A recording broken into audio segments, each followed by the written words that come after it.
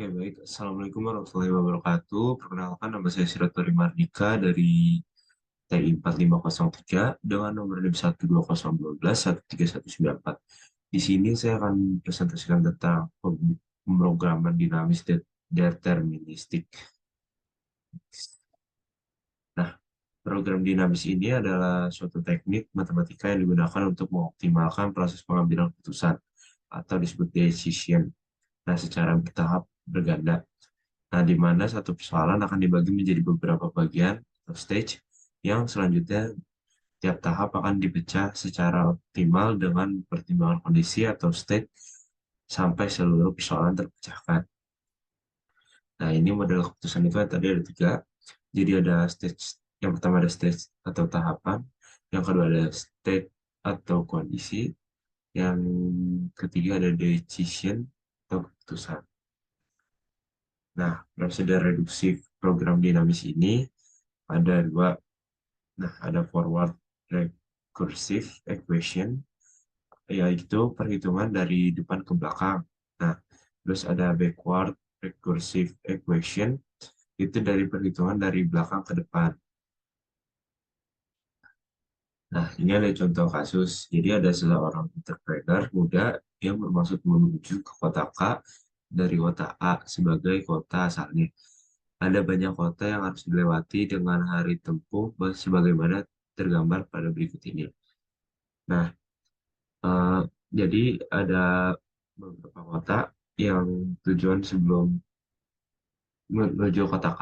Nah, di sini kita menjadi beberapa tahap, ada 4 tahap. Nah, di tahap pertama ini, node A tujuan ke node B dan node C. Nah, pada tahap kedua, dari node B dan C menuju node D, E, F, dan G.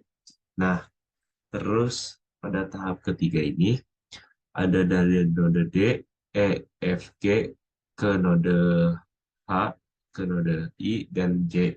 Nah, pada tahap terakhir, nodenya adalah node H, I, J, dan tujuannya adalah node K.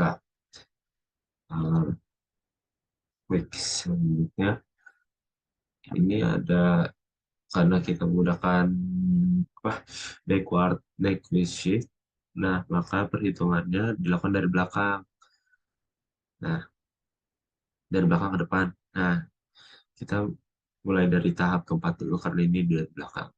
Nah, pada tahap keempat ini kita kasusnya ini untuk meminimumkan.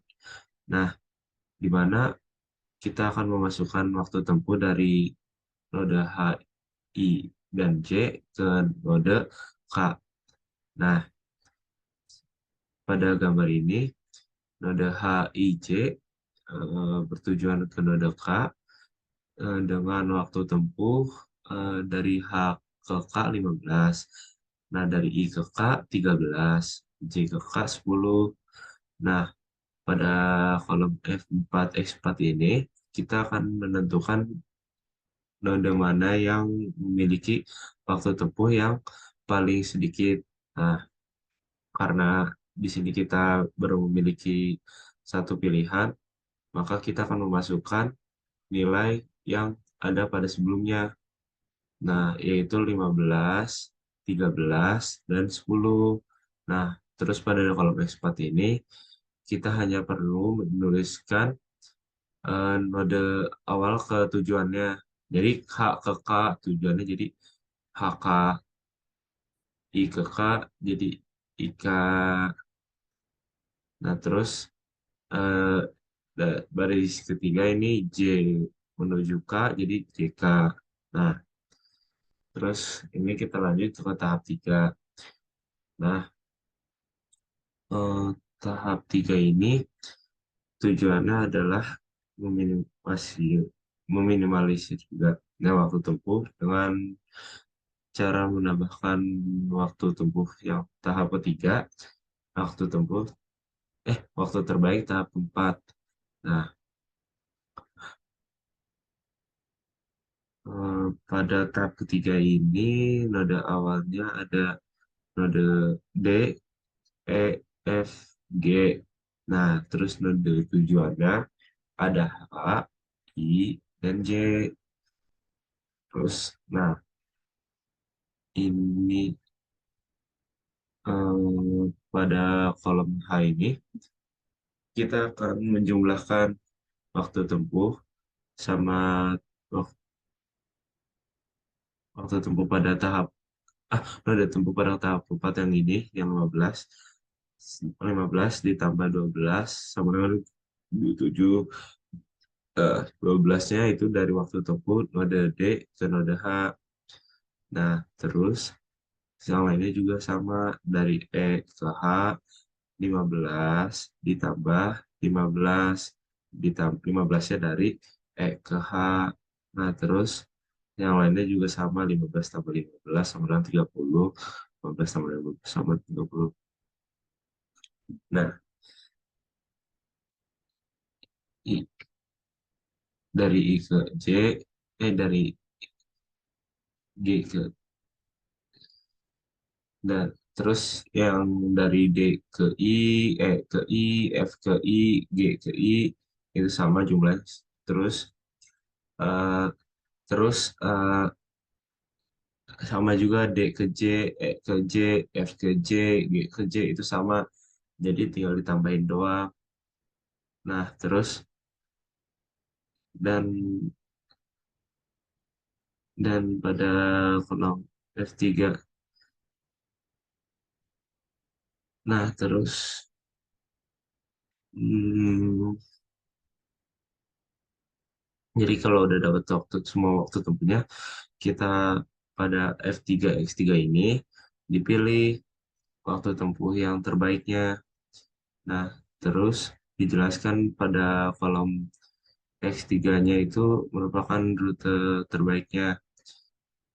Nah, jadi F3 X3 ini waktu dan rute terbaiknya. Nah, dari hasil perhitungan tahap ketiga. Nah, terus untuk F3 X3 ini pada baris D ini waktu terbaiknya itu adalah 26 karena paling kecil berarti paling cepat. Nah, terus baris yang ke E itu paling cepat itu 23 dari E ke J. Nah, terus dari F paling kecilnya 30. Nah, dari node G paling waktu tercepatnya itu paling kecilnya 26. Nah, pada kolom X3 ini kita hanya perlu menuliskan node awal dan node tujuan yang kita pilih.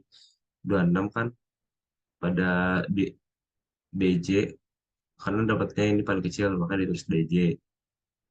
Nah, maka terus berikutnya selanjutnya juga dari E ke J itu 23 terus sama ini ada FH sama FJ karena waktunya sama 30-30.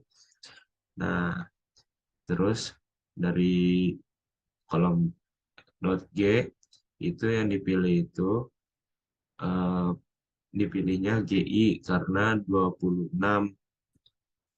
Nah, selanjutnya pada tahap kedua. Nah, pada tahap kedua ini seperti saat sebelumnya, tapi cara ini tuh menambahkan waktu tempuh tahap kedua dengan waktu terbaik di tahap sebelumnya yaitu tahap ketiga. Nah, yang ditujukan pada F3 S3 eh, di sini tuh tujuannya itu sama seperti sebelumnya untuk meminimalisasi eh, se pada FX F2 X2 ini dipilih dari waktu tempuh terbaiknya. Nah, terus dijelaskan pada kolom X2-nya yaitu kolom terbaiknya. Nah, pada FX2 X2 ini merupakan waktu terbaik dan rute terbaik dari hasil perhitungan tahap kedua ini, yaitu pada tahap kedua ini ada node awalnya yaitu B dan C, dan node tujuannya ada D, ada E, ada F, dan G. Nah, pada seperti cara sebelum tahap-tahap sebelumnya, kita hanya perlu untuk menambahkan waktu tempuh dari masing-masing node awal ke node tujuannya dengan menambahkannya dengan mencari waktu terbaiknya pada waktu sebelumnya. Nah, pada tahap ketiga, waktu terbaiknya node D-nya itu 26. Nah, node E-nya 23 dan node F-nya 30, node G-nya 26. Nah, kita masukin doang nih, tinggal kita tambahin masing-masing node. Nah, dimasukkan hasilnya. Nah, pada F2 X2 ini kita mau hanya memilih waktu tempuh yang paling baik, yang paling cepat. Nah, yang dimiliki. Nah, di sini kita dapat ini nilai paling terkecilnya itu adalah 40, nodenya dari B ke E kan. Nah, untuk dari node C, nah hasil terkecilnya 44 dari node C ke node D. Nah, pada tahap berikutnya yaitu ada tahap berikutnya tahap satu. Nah, pada tahap satu ini ada satu asal yaitu dari A. Nah, node tujuannya ada B dan node C. Nah, seperti cara sebelum-sebelumnya, kita hanya perlu menambahkan nih waktu tempuh yang dari node A ke masing-masing node tujuannya. Nah, kita menambahkannya dengan waktu terbaik yang ada pada tahap sebelumnya. Nah,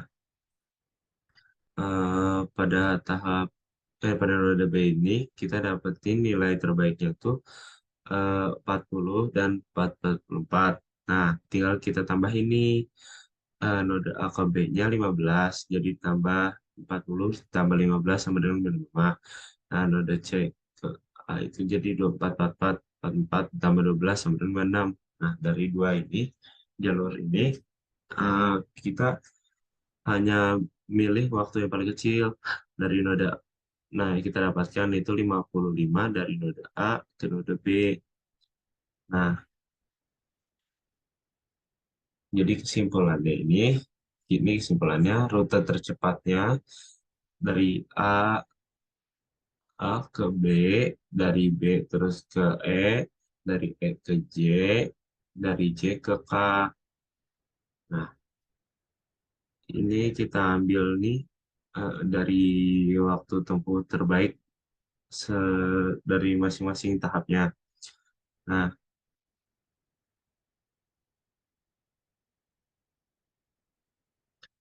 eh, jadi pada tahap 4 ini kita ambil paling kecil itu dari J ke K. Nah, tahap ketiga itu yang kita ambil itu paling kecil itu E ke J. Nah, terus tahap kedua kita ambil yang paling kecil itu B ke E yaitu sebesar 40. Nah, tahap pertama itu dari A ke B 55. Nah, jadi paling rutenya itu A, B, E, J, K dengan waktu itu 55 hari. Nah, sekian penjelasan dari saya. Sekian dari saya. Wassalamualaikum warahmatullahi wabarakatuh.